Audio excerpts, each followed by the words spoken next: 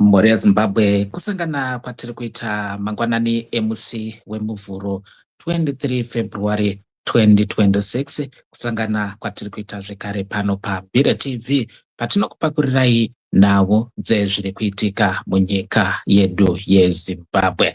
Nhaurwa iripo mazuva ano inhaurwa yezvakanangana nebumbiro remutemo amendment bill number 3 rakapurezendwa kumakurukota ehurumende, bhiri rakanangana nekuvandudza bumbiro remutemo. Naizvozvo vanhu vakasiyana-siyana vari kupa pfungwa dzavo, mapoliticians vari kutaura pfungwa dzavo, kuine vamwe vari kusapota, kuine vamwe vari kupokana, vachitaura kuti yava nguva yekuti tipinde mumugwagwa, yava nguva yekuti tinge tichidhifenda bumbiro remutemo. Asi kune vamwe vanhu vari kuona zvakanaka kuburikidza nemaamendments akapropozwa navaziyambi-ziyambi, kusanganisira naTemba Mliswa yakambova nhengo mudare reparamende ichimiririra Norton, kuchitivo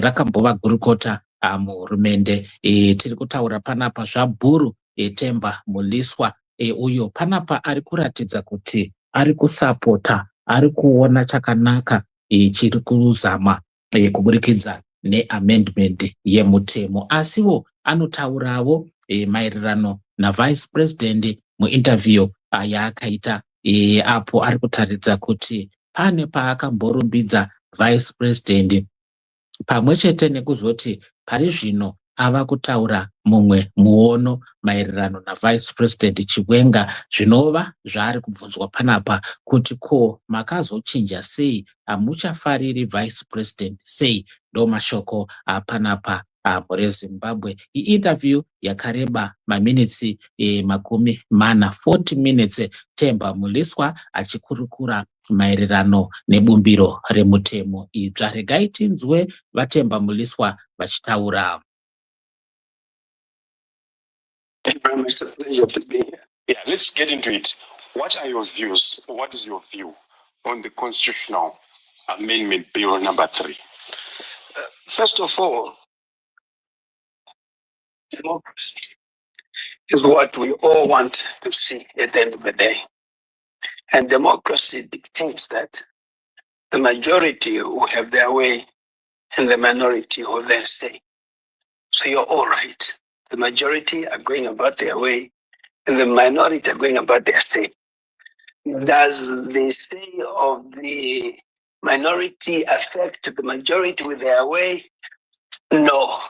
Does the way of the majority affect the minority say? Yes. That's why the topic is there. The most important issue is how well read are we in terms of the Constitution of Zimbabwe.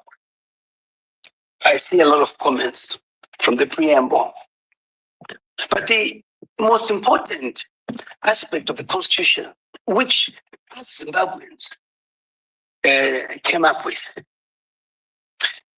is it gives a provision for it to be amended. Your Constitution, our Constitution, which we all agreed upon, it gives that provision that the Constitution can be amended. If at all we do not want this sacred document to be amended, we're not supposed to have that clause. As a result, as long as procedures are followed, the Constitution is subject to amendment for the good governance of the country. And when I talk about the good governance of the country, it's also how the leaders at the time who are in power see how the country is being governed. And they're coming from a democratic process of being elected.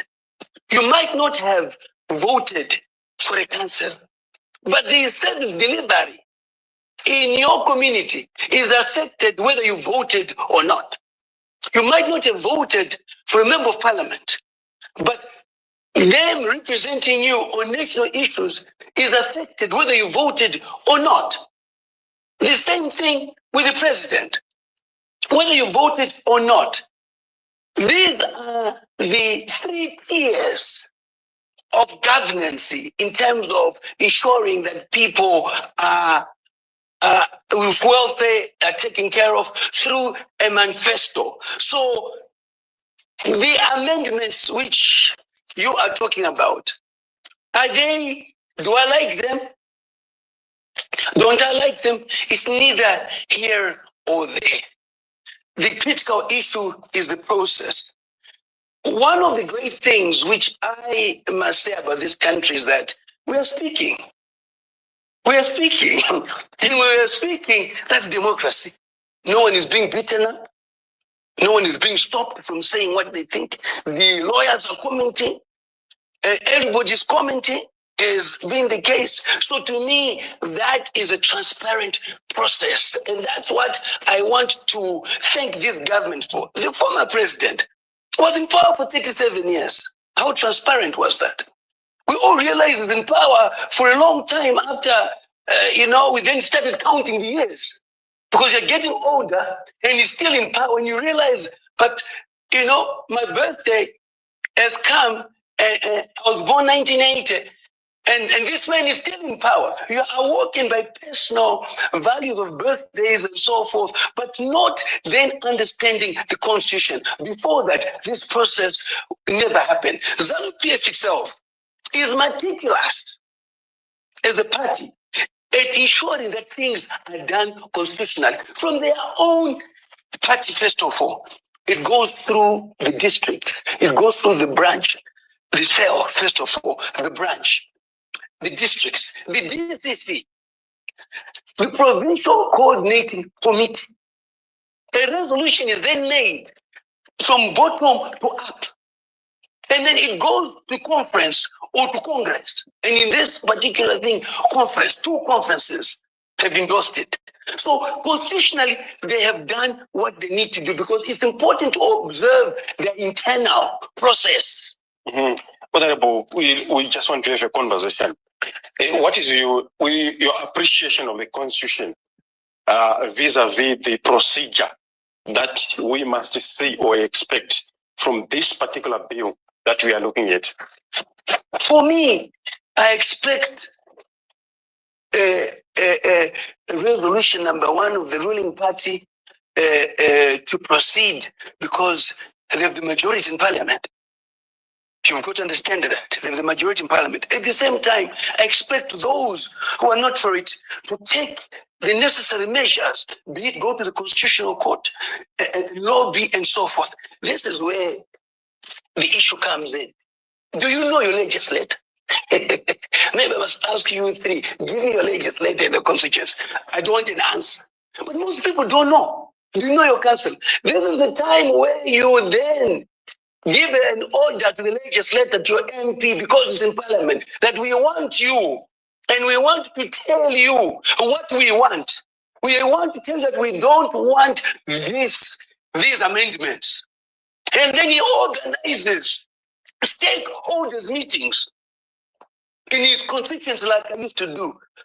Not many at my level of being a member of parliament. I was on the ground.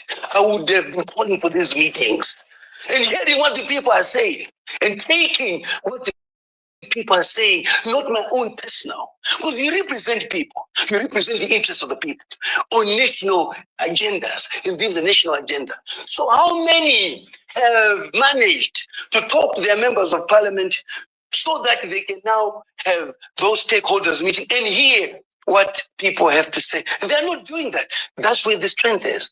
But what is the procedure that we should expect after this bill has been tabled or gazetted by Parliament? This bill is not for a referendum, so that it's not a referendum. Can I tell you, an extension? It's an extension.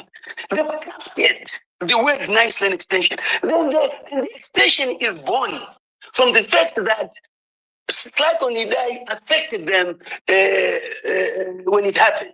COVID affected them. Tabani Mpofu, advocate, spoke about a soccer match in his narration. But I told him, yes, you're right. It's 90 minutes and there's injury time. But that injury time is taken so that you get to 90 minutes. But I then said after that, there is extra time. There is extra time. Extra time is not a full match. It's not a full match.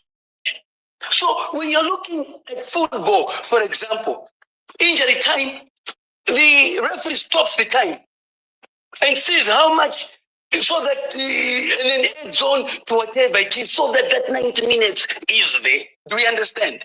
So that that 90 minutes is there. Then there is extra time. So there is nothing wrong. It's not another match. Not only that, it's extra time does not work. The penalties. What do you call, Honorable? We all appreciate and understand that the president's term is coming to an end in 2028. If he then goes beyond 2028, what do you call that? We also expect a soccer match to be 90 minutes. You play for 90 minutes, but it then goes into extra time. If it does not work, it goes to penalties, which we did not expect. But the provision is it's an extension. So to me, fine. Let's talk about the football. Let's go to football matters. Yes, we know for a fact that when we are talking about injured time, extra time, it's meant to accommodate time lost, where things would have stopped because somebody got injured. Maybe there was something that happened, and then the referee would have a timer. So during this process of 5 years, where did we have somebody getting off the office and say, I'm not working because there is something that is not happening? Because it's simply wanting to accommodate the 90 minutes of active football match. You see, let's go to football terms. The great thing is that I don't know if journalists are good football players, but I'll give you the chance. I'm sure you played it when you were young. So let's go for 90 minutes. It's a good narration. It's a good example. 90 minutes. After 90 minutes, there's extra time. So in the terms and in the way ZANU-PF have gone about it, they've gone for extra time to ensure that the fulfillment, okay, which is desired of this match to come to an end, okay, is achieved. So that's extra time. The 90 minutes, I agree. Well done. But the extra time. So extra time, starting with E, is the same as ZANU-PF extension. Maybe they must call it extra time so that people understand that ZANU-PF are now going into extra time to achieve the intended goal of victory. Let's go by the dictates of the Constitution. What is your appreciation of Section 328 in as far as the term limits are concerned? But if you go talk about that, I'll also tell you, if you go by the Constitution, what are the dictates of Section 92, subsection 1? You mean 91, subsection 2? Yes, 91, subsection 2. What about Section 95? So for me, now it becomes a question of the drafters. Okay. The drafters who are the legal minds, the Attorney General's office. It now becomes a question. That's not ours now. It's for the drafters who came up with it to now be able to convince, which they've done through the process of cabinet, now parliament. So it's now parliament to debate whether the drafters draft aligns with what parliament requires in terms of amendment of the constitution. 8 days ago, yes, Professor Love Mamadou was seated there, and he said there is no way this bill will escape referendum. The great thing about it's his own interpretation of the law. The drafters also have, at the same time, the Attorney General says there's no need for an extension. You've just said it. Honorable Ziambi says there's no need for an extension. At the same time, the one of the most respected lawyers and legal minds in the country, you've got to understand that ZANU-PF has got a bunch of great lawyers. They speak and solve an advocate, and I have worked with him as a speaker, and his interpretation of the law is on point. So is Chinamasa. So is Paul Mangwana. I can also talk about the president himself. He's a lawyer. Let me refresh your memory. Yes. In 2024, when this resolution number 1 was passed, Patrick Chinamasa was so expressive. And he said, gentlemen, yes, we have made this resolution, but I just want to make you appreciate that we are going to need 2 referendums for this resolution to pass. Number 1 is to simply pass the presidential term extension. 2 is for the incumbent to benefit. You know, these guys are gurus in the art of politics. They excite you. Hold on. Yeah. He was speaking to his own members. Are you with me? In speaking to his own members, that's his understanding. That's not the understanding of the drafter. He's not the drafter. And he's right to say we are likely to face this. The drafter then went and looked at the Constitution sections which are applicable to the extension. I would now like him to comment after this. He's your next man in the interview after this to call him and say, you said there will be referendum. But the drafters went and interrogated the Constitution and realized that no, you don't need a referendum. What you require is an extension, which they've done. Did you participate in 2023 elections? Did you vote? In the 2023 elections? Yes. I won. Did you vote yourself? I voted and won. For the president? Yes, I did. And the parliamentarians? Yes. Did you vote for a 7-year term for these people? Like I've said, when I pay to watch soccer, I'm looking at 90 minutes. Honorable. I'm looking at 90 minutes. I don't know why. I'm looking at 90 minutes. Voting in no, August I'm looking at when you go and no, listen. Were you aware that you were voting for a 7-year term? That is my question. I was not aware of it. Neither was I aware of the unforeseen circumstances of Cyclone Idai and COVID. Were you aware of COVID? Were you aware of Cyclone Idai? But let's also be fair. Let us be frank here. Let's be fair. Cyclone Idai didn't happen between 2020. But who was aware of it? No, 2023 to 2028, there is no Cyclone Idai. If there was ever a 7-year term, it was supposed to happen between 2018 and 2023. This is where we had COVID. This is where we had Cyclone Idai. Why now? We don't have. When did the president assume office as president? In what year? He started in November 2017. Then yes. Participated in July 2018 election. But that's neither here nor there. The question that I asked you is, did you participate in the 2023 elections? Did you vote knowing that you are voting for a 7-year term for a councillor, for an MP, and for the president? Were you aware of this? You mainly also do not foresee unforeseen circumstances. Which happened when we pass the budget. Do we budget for unforeseen circumstances? We don't. But when it comes to saving people's lives with an emergency, you're forced to take. You have come to work with your lunchbox. You have come to work with your car. Did you anticipate that there will be an accident? No. These are the unforeseen circumstances which have made ZANU-PF say we must deliver our manifesto. But the unforeseen circumstances have affected the deliverance of our manifesto. It's the same thing when you go to church. Okay, let me tell you the church. The pastor goes there to have a service for 1 hour. But while he's in the service, did he foresee that happening? He didn't. But shoko inoronengera kutaurwa. Ishoko rakakosha.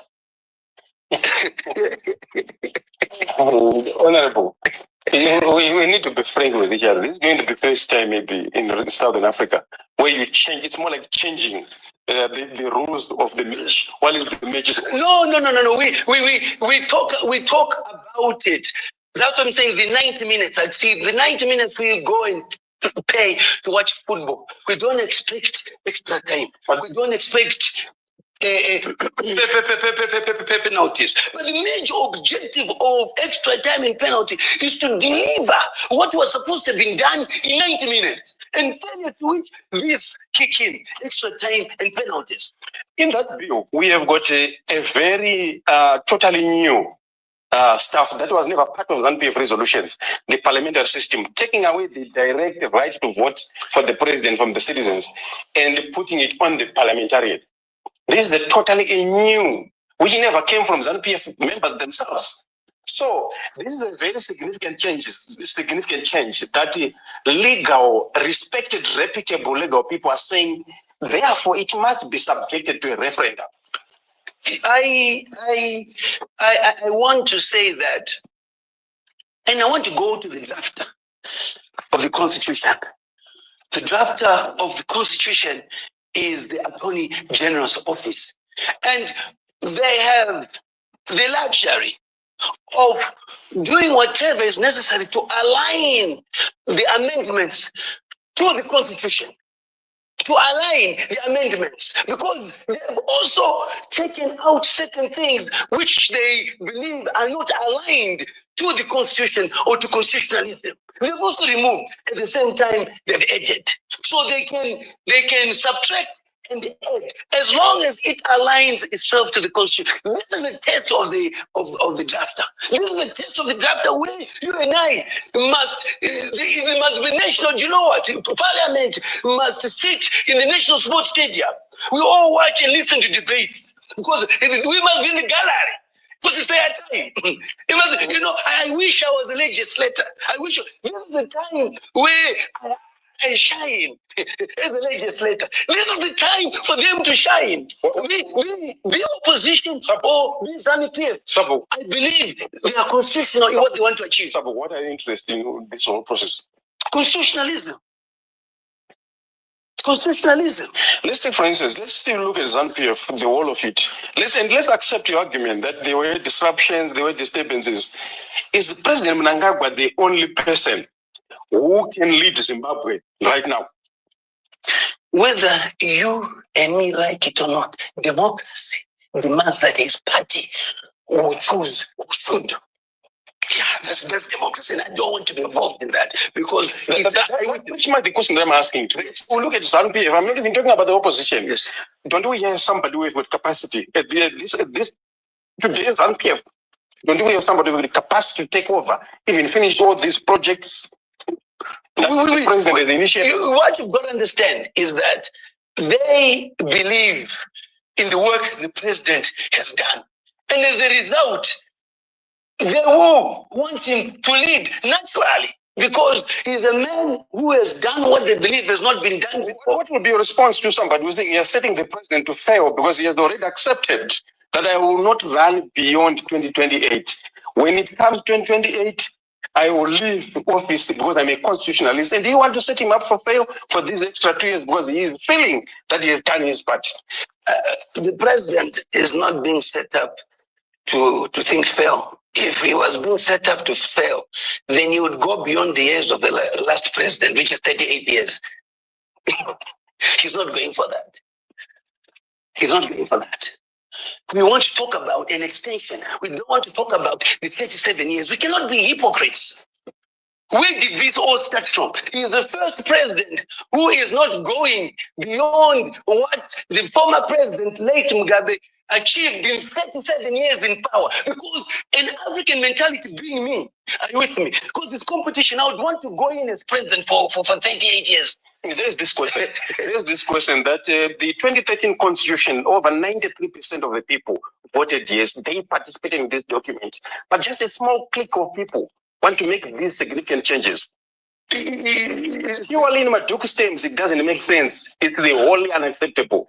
It is difficult to constantly refer to Maduku. As Maduku succeeded as a politician, no. He has accepted democracy. He talks about this. He has been given a car for Poland. That's a fact. He has been given a car, Poland, meaning that he accepts the current situation. Yes or no? We are talking of a respected lawyer. He's a respected lawyer as well as a politician. No, the Pollard thing doesn't. He's well known for advancing his legal mind, but he's also known for sitting on the same table with those who he says are not doing the right thing. What is your response to somebody who says the 2013 constitution had 93% of people saying yes to it? Yet we've got just a small clique of people who want to make these significant changes. The 93% is based on a referendum. This is not a referendum. This is not a referendum. This is exactly my question. This is not a referendum. Why don't you want to involve them again to these changes? Because the constitution does not demand for a referendum. Because it's supposed to be a term. So let me tell you today, for me, ZANU-PF again made a mistake. If I were them, I would have extended his tenure to 1 hour before the going into the third term. To 1 hour. So if we're talking about 4 years, so many minutes or second. So they can even extend for so many years as long as it does not, reach end of beginning of a new term.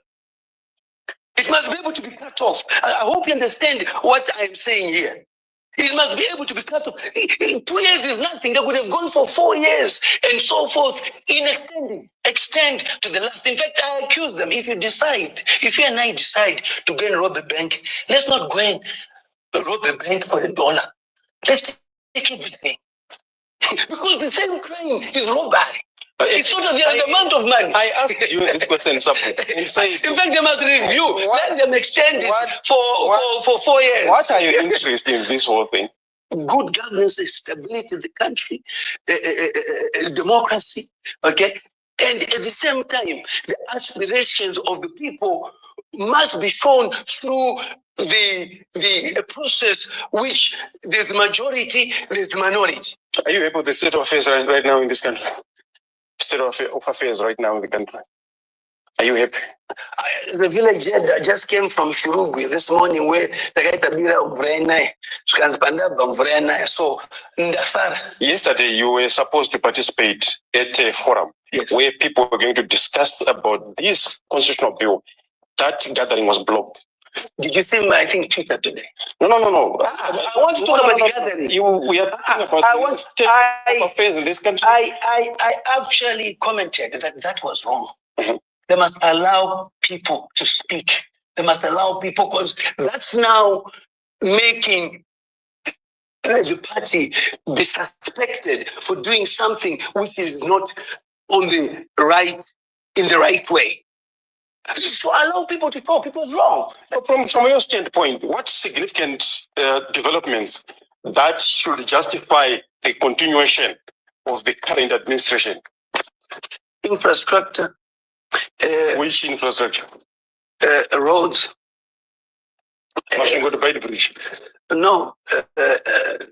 Mount Hampton Parliament is there, and now they're working on the health facilities, which is good. So an extension is critical because our health facilities were in a mess. Okay, that you must give to them. They're starting to work on them.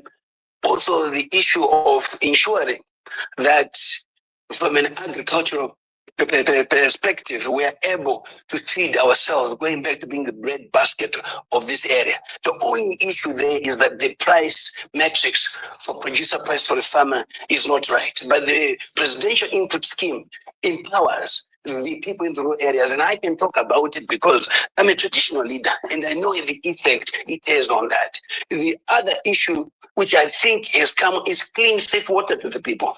You need to give clean, safe water to the people. Digital, in terms of ensuring that from an education point of view, those people in the rural areas are not left behind. They also have a Wi-Fi there through Starlink, though we might not trust it, but they've started looking. Dashboards are supposed to be given. Tablets are supposed to be given to the kids in the rural areas so that the gap is there.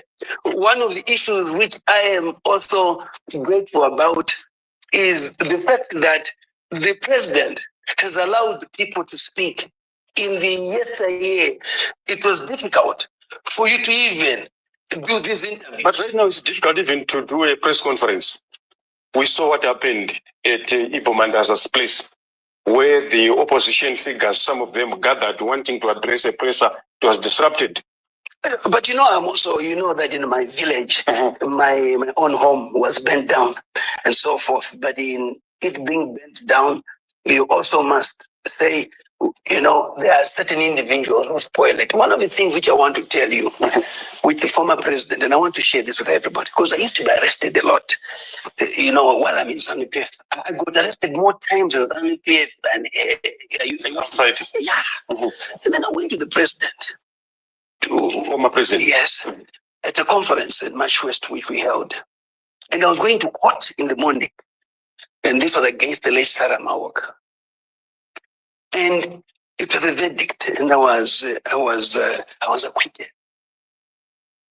So I told him, he says to me, but what happened? And the former first lady was sitting in the room, and I said, I've just come from court and I've been acquitted. And he says, what was the case again? I said, but you were the one who ordered me to be arrested. He says, me? He says, yes, because that's what the police bosses said. Me? He said, yes. Are you suggesting that in the current system, there are some people who are on an agenda to tarnish the image of the president? They've always just doing things on their own. So let me tell you, he then said, I will check. And then he checked. And then he called for a meeting with certain senior people. He said, when did I ever give an instruction for the chairman to be arrested? So we're running out of time. Okay, but for you to know that there are certain people who will do things, because even within ZANU-PF, there are saboteurs. Within ZANU-PF, there are saboteurs. There are people in government who are not happy. And as a result, the place, it's like yesterday. What was the point of, if you're saying that there's not going to be peace, bring more police force to monitor, or else let it happen. And if anything happens, then you give that an example that we can no longer have these sessions. Yes, but that is not from the president. It then defeats the whole logic of allowing people to do all these discussions. I totally agree. Yeah. So, but we're running out of time. Sorry, Sabu. But I just want to find out something from you. You have been saying a lot of stuff about the vice president. What is the beef that you have with him? There's no beef. I've never insulted the vice president. The vice president, his conduct is unbecoming of a statesman, because at that level, you must be able to engage with your principal and not think you believe it's not happening. It is not, because you can see that he has gone against the tide. If you belong to a party or an organization and a decision is made by the majority, you are forced to support it. You can't keep on fighting it. He has become ZANU-PF's #1 opposition. Is he opposing the amendment? There's what you call collective responsibility. Are you with me? And he wants to be macho. He wants to be rocky. Are you with me? He wants to be Hulk Hogan. But politics does not need a Hulk Hogan. There is never a president in this country from Joshua Nkomo, who my father belonged to the party, was up and so forth, whoever disrespected Mugabe. Their conversations is elders. In the room, there was one voice that was Musika. It was the same Bruno, the nickname Bruno. All these people, John Nkomo, Maimujuru, they never confronted the president the way that the vice president is doing it. And what? He can be president one day. Okay, would he like his subordinate to respond to him the way he does in cabinet? He wants to do it. These headlines don't make him a leader of tomorrow. 2, he does not respect the rights. And let me speak to you on this, which is emotional. I'm sad about the women in Zimbabwe because you failed to stand by on your own. Whether Mary is a matter or not, the children don't know that. They know her as a mother. It is denied. The children have access to their mother. We can't have a president like that. This is emotional for me. I am a father with the many children that you know. I give them access to their mother. Because you co-parent. He denied through him using his power to deny Mary to go and get treated outside. But he goes to China until she's amputated. Zimbabweans today, let's be honest, if you think that I'm going to support such a leader, no, let me face what I'm going to face. We want leaders who respect the rights of people, especially children, especially medical care. Today he's not attending courts because he's a vice president, because he's a former general. So what example are you giving to the people?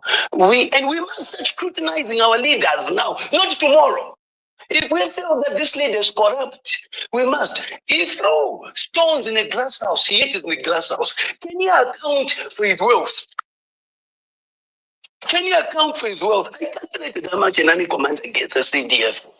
Not with all those cars he has, not with all these monies that they have. I was chairman of the Mines and Energy Committee where we did the $15 billion inquiry on diamonds. Okay. The army was given that. There's empirical evidence. Was he alone? Whether he was commander, defense forces, which means there's somebody. When the army does well, that's why even in Restore Legacy, I gave him credit, but he was not there because he's the commander. When you do well as a writer, it is the editor who is given the credit and not the writer. So in one of the interviews saying he's a great general, it was because Restore Legacy was peaceful, the golden law and order was maintained. But the people around him are not advising him the truth. God will not allow somebody who denies innocent children the right to see their mothers. We have seen him embarking on what we call anti-graft messaging on various platforms whenever I got a chance to speak. You also share some reservations with him pushing that message. I have people in Zimbabwe like to take sides for the sake of taking sides. Are you with me? But I am factual. I have asked for him to account. When I say to you, you got so much money from X, which was not proper, you got this cars from X, which was not proper, the onus is for you as a leader. I was accused of infecting HIV to a young kid. And I decided to say, let's go and test publicly. And I went and tested. We want leaders right now who are prepared. Don't keep quiet, because that's not politics. I respond to issues which are proper because I'm a public figure. And when you're a public figure and you're saying, that's the reason why for me. Sabugo, what kind of a president are you expecting to see post-President Mnangagwa after 2030? Yeah, the generational consensus must come in. The war veterans, the liberators of the country, my father was one of them, have done well. There's a time to stop, and it's only through President Mnangagwa that he can mentor and guide the young leaders through. It's time, and they cannot stop it. It's time. They failed to even take care of their own war veterans. I have supported the war veterans. Who failed to take care of the war veterans? The general. He was at war with these guys. They were arrested for that court order they got from the Ministry of Finance to be paid their allowances. I paid for their bail. They know the truth. But their own commanders. But today you see them with him again. The anger is too much. They must serve the war veterans who they were with. Who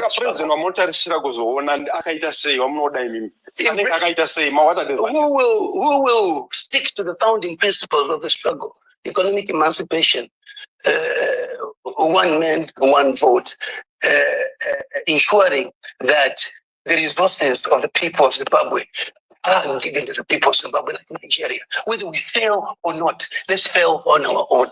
Are you with me? At the same time, governance, there must not be corruption. Are you with me? Which no one talks about, okay, because they're scared. The problem is that people say to me, but Mliswa, you say all these things, are you not scared? I am not. Because for me, I'm protected by God and my ancestors. So you know what I'm doing?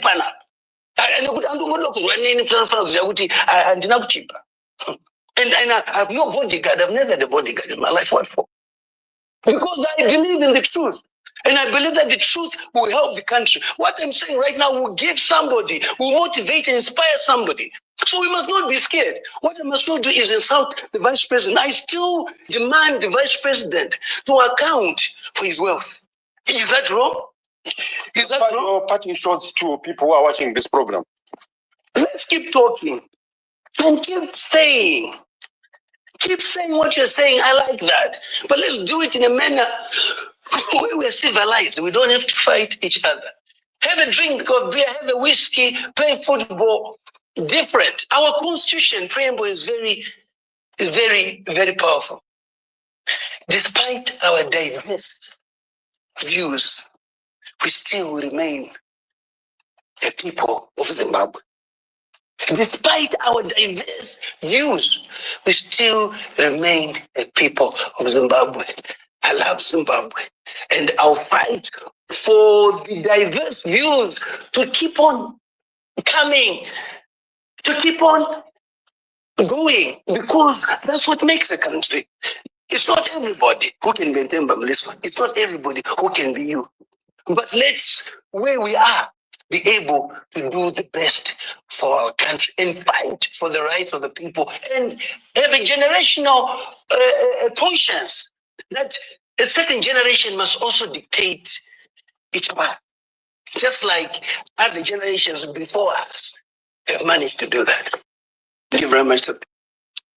Muri Zimbabwe ndavatemba Mliswa vaitaura panapa neCitizens Voice Network. Regai titore mukana uno kutenda veCitizen Voice Network vakava nemukana navatemba Mliswa apo vari kutaura maererano nebumbiro idzva remutemo. VaMliswa vari kupa ivo zvikonzero zvecyclone Idai neCovid-19 kuti ndizvo zvaita kuti bato reZANU-PF ringe richiuya neresolution yekuakomodheta zvekare vaEmerson Mnangagwa. Asi mubvunzo ndewekuti cyclone Idai neCovid zvakauya mugore ra2018 kusvika pana 2023 ndo paifanirwa kunge pakaextendwa temu yavaEmerson Mnangagwa kana bato reZANU-PF richirevesa maererano nekuti vari kuda kuextra time nekuti progress yakavhiringidzwa paCovid-19 necyclone Idai zvinova zvakaitika between 2018 and 2023 ndo pari kutaurwa panapa kuti paifanirwa kunge pakaitwa izvi kwete gore ra2025 2026 uyezve kuti patakavhota vanhu pavakaenda kundovhota handiti vakavhota vachiziva kuti temu iri kupera gore ra2028 vanhu havana kuenda kundovhota vachiti vari kuvhotera for 2030 uyezve nyaya yereferendamu vari kuti kudini zviri kutambirwa sei. Temba Mliswa ane muono wake wekuti hazvina basa nereferendamu. Ndo mashoko anga aripo mangwanani ano muri Zimbabwe pano paMbire TV. Tinokutendai zvikuru. Kune munyori wandoda kupindura panapa. Munyori anga achitaura nyaya yekuti Temba Mliswa Miriam ataura kuti uyu anongogona noise haana paanogona kusangana nemubvunzo achipindura dai vanhu vakadai muchivasiya vanopedza data Mliswa wenyuyo. Aiwa zvinhu zvatinoita ndezvekuakomodheta munhu wese kunyangwe wausingade tinogona kumuunza panapa. Hakuna munhu anonzi asingatenderwe kunge achiinterviewa. Tinoda zvinhu zviri balanced.